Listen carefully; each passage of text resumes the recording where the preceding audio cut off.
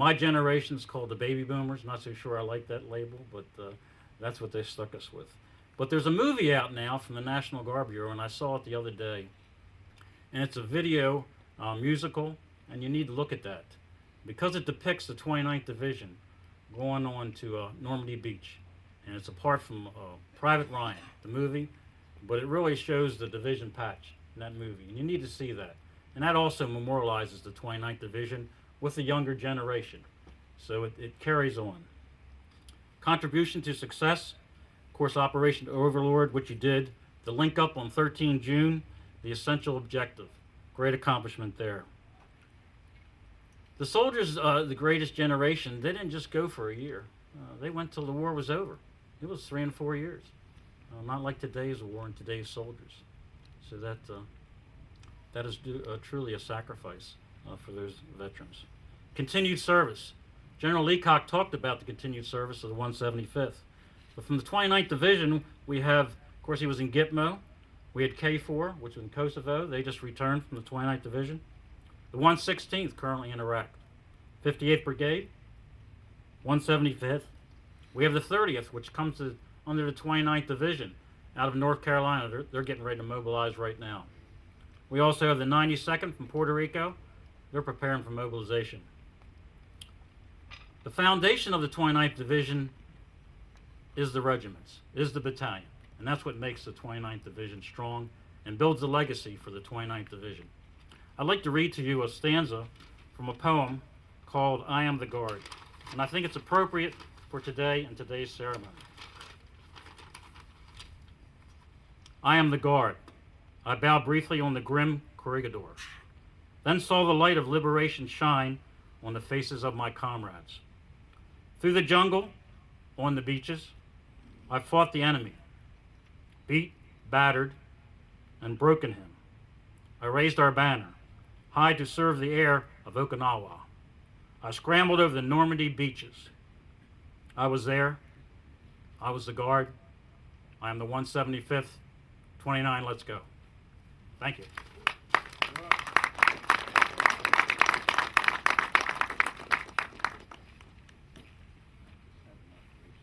Now for the moment we've all been waiting for. We'll proceed to the unveiling of the plaque. And as we do the unveiling, we're going to ask Joe Balkowski if he would read the inscription as part of the ceremony. And also, I would ask at this time those D-Day veterans of the 175th, if you please step forward and assist General Hayden in the unveiling of the plaque.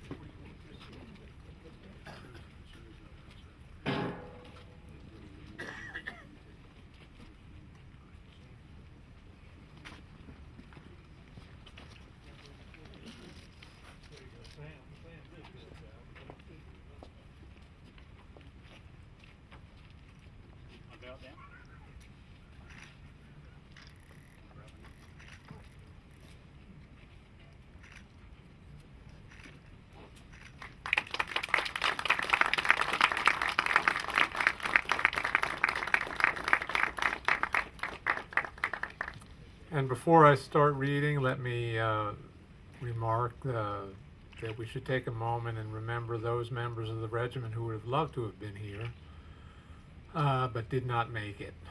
Among them, Bill Purnell, William Whitty, Roger Whiteford, Bob Miller, and Joe Ewing, some of the greatest people to ever wear the uniform, and I'm sure you knew them well. Oh, and of course Dr. Ed Beecham as well. Here's the plaque. The 175th Infantry Regiment is one of the oldest military organizations in the United States. Founded on December 3rd, 1774 as the Baltimore Independent Cadets, it later became a component of the Maryland Line and fought in most of the major battles of the Revolution. Designated the 5th Regiment of Militia in 1794, the unit helped propel the British assault on Baltimore in September 1814. During the Civil War, many members of the 5th Maryland fought with distinction for the Confederacy. Reformed in 1867 as a component of the Maryland National Guard, the 5th Maryland was federalized in April 1917 for the Great War, federalized again and redesignated in February 1941 as the 175th Infantry, and moved to Fort Meade, Maryland to train. Organic to the 29th Infantry Division, the 175th embarked on the Queen Elizabeth for Britain in October 1942, first occupying Tidworth Barracks in Wiltshire, then shifting in May 1943 to Cornwall for a year's amphibious assault training. On May 17, 1944, the regiment moved into marshalling areas near Falmouth to make final preparations for D-Day. Embarking on U.S. Navy LSTs on June 1st, the 175th joined Force B, the follow-up force scheduled to land on Omaha Beach in the immediate aftermath of the D-Day assault. D+1 broke with the regiment anchored as planned off Omaha Beach. Because first wave casualties exceeded expectations, 5th Corps Commander Major General Leonard Giroux ordered the 175th to land as early as possible on 7 June. Led by their commander, Colonel Paul R. Good, the regiment's soldiers transferred from LSTs to smaller landing craft and stood out for land. Several landing craft succumbed to enemy mines en route, but 1st and 2nd Battalions came in between the D3 and E1 draws at about 1300. 3rd Battalion followed a few hours later. Encountering scattered sniper and machine gun fire, the regiment moved west along the beach. D+1 closed with the regiment assembled at Grouchy, 1 mile west of Vierville, at the cost of 7 killed and 28 wounded. 1st Army Commander General Omar Bradley considered it vital for Omaha and Utah beachheads to link up as soon as possible. Thus, at 2100 hours on 7 June, General Giroux issued 5th Corps Field Order No. 1, directing the 175th Infantry, supported by the 747th Tank Battalion, to move 12 miles west with all speed and capture Isigny. At dawn of D+2, the regiment pushed inland, making rapid progress despite resistance at several enemy strong points along the way. The regiment reached Isigny and secured it early on D+3. Later that day, Company K advanced further west and executed a daring assault across the Vier River, one of the last major water barriers separating the two beachheads. With the link-up of Omaha and Utah beachheads on the 13th of June 1944, one of Operation Overlord's essential objectives had been achieved. This monument is placed in lasting tribute to the 175th Infantry Regiment's devotion to duty, contribution to the success of Operation Overlord, June 1944, and continued service in the defense of freedom in the global war on terror. All right. Gentlemen, thank you. Who gets this? We take it.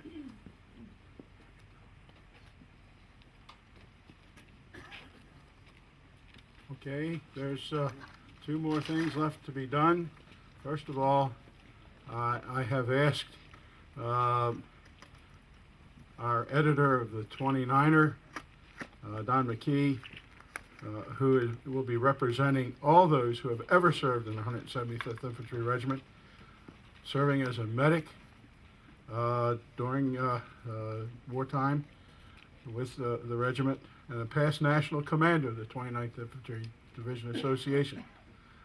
Don will speak for all 175ers, giving thanks for the recognition being given to the 175th. Don, it's all yours.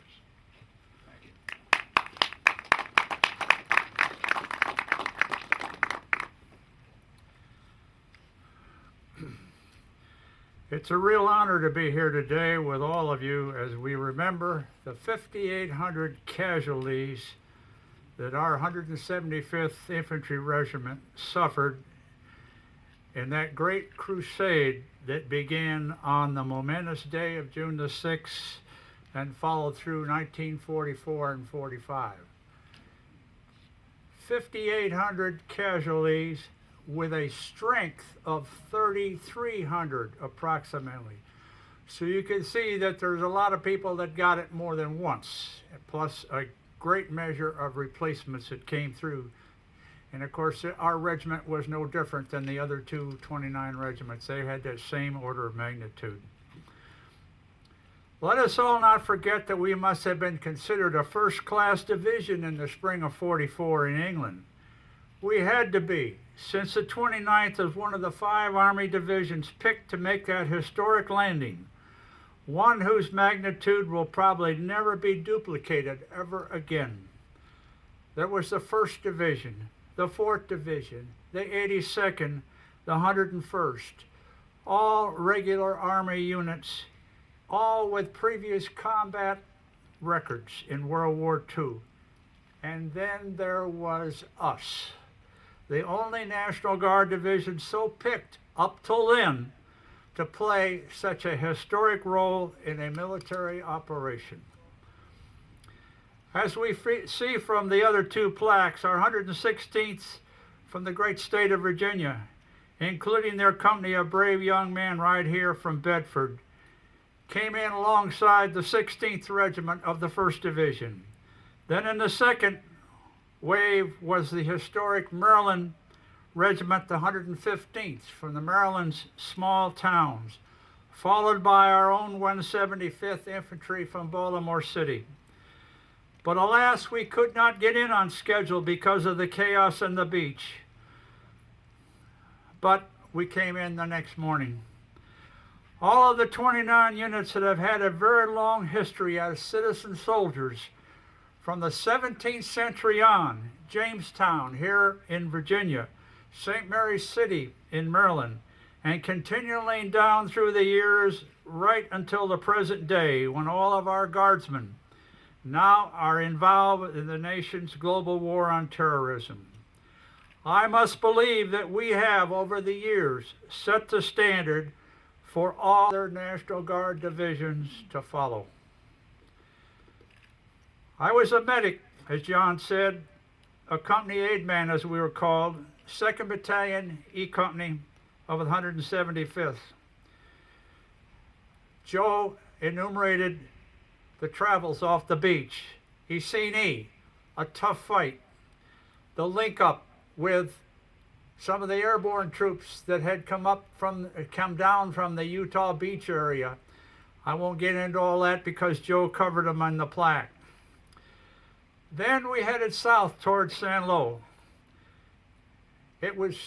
Our march was scheduled to be 7 days. It took us 7 weeks.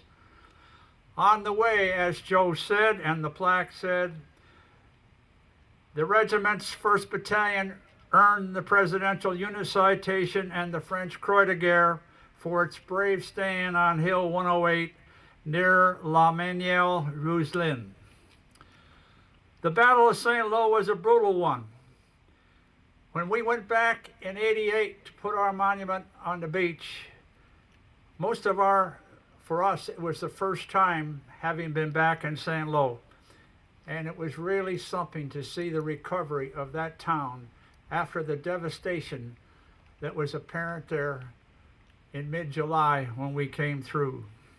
Then it was on to Veer, and then switching directions, we were sent 150 miles to the west to the Atlantic coast to attempt to take and make good use of the port of Brest. But that's where my time expired. A short but bloody combat record with the 29th and the 175th. The 29th took 20,800 casualties in our 11 months of combat, second only to the Army's 3rd Division, who had 10 battle stars versus our 4. I am proud of my combat record, as short as it was, and I continue to cherish the friendship of all my 29 division buddies that have gone on and those who are still with us.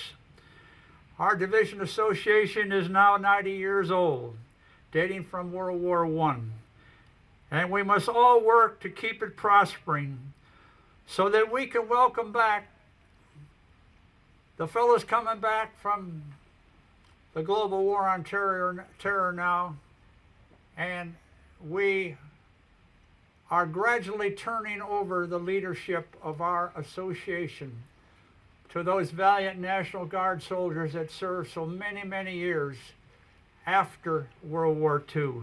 And we're proud of those guys as well. Dr. McIntosh, I want to thank all of the hardworking staff here at the D-Day Memorial for their diligence in constructing, in maintaining, and the growing of this magnificent structure that we visit today. We honor a great history here at this sacred place. Our nation remembers us. So let's all us 29ers resolve to keep active in the participation in our nation's history and to continue to support our troops wherever they are. The fellows over there now are experiencing the same anxieties that we all faced. Think of them. They need our prayers. Thank you, and 29, let's go.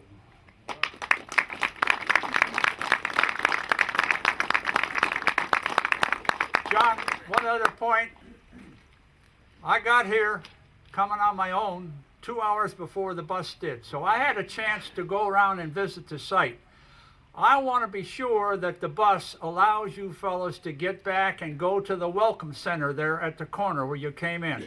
A beautiful new structure which has been built since many of us were here, and there's all kinds of displays in there, and I hope that the bus takes 15 minutes to stop there. John, thank you. Okay. Thank you very much. You're welcome. Okay, as we come to the close of this memorial ceremony, I would ask that all rise and that Chaplain Goulet offer a prayer of dedication to the 175th plaque.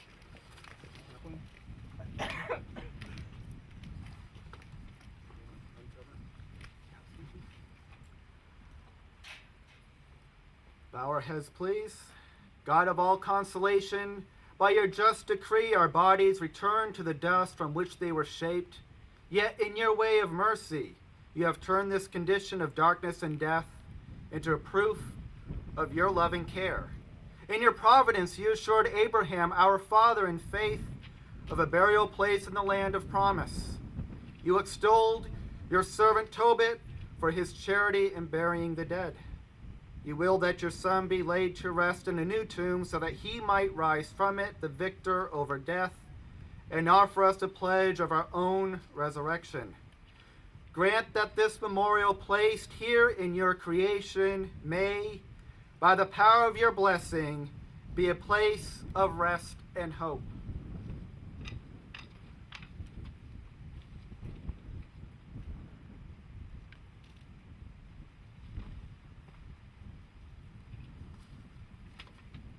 May those who have died be remembered and sleep in your peace. May this place be a comfort to the living, a sign of their hope for unending life. May prayers be offered here continually, so no veteran will ever be forgotten. And in constant praise of your mercy, amen. Amen.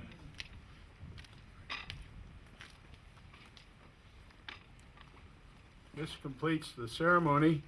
There's a couple things I'd like to say. First of all, this ceremony is being taped by Fox Channel 45, and a special tribute to the regiment will be done on Channel 45 on December the 12th at 10 p.m.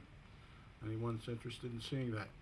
Secondly, there's a large tent to your immediate left or right, and there's warmth and some light refreshments. And I would ask that you might want to go there. Otherwise, thank you very much. Appreciate your turnout, and enjoy the rest of the afternoon.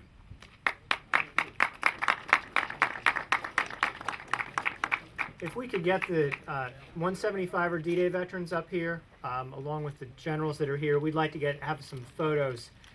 We're going to stand next to the easel so we have a plaque that's a little bit higher that we can see better.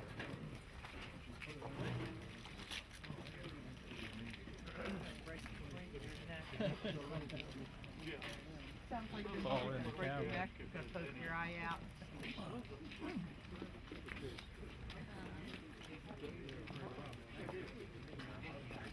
I didn't get that.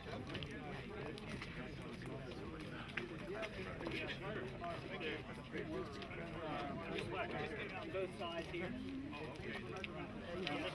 This way we can get up a little higher and we'll be able to.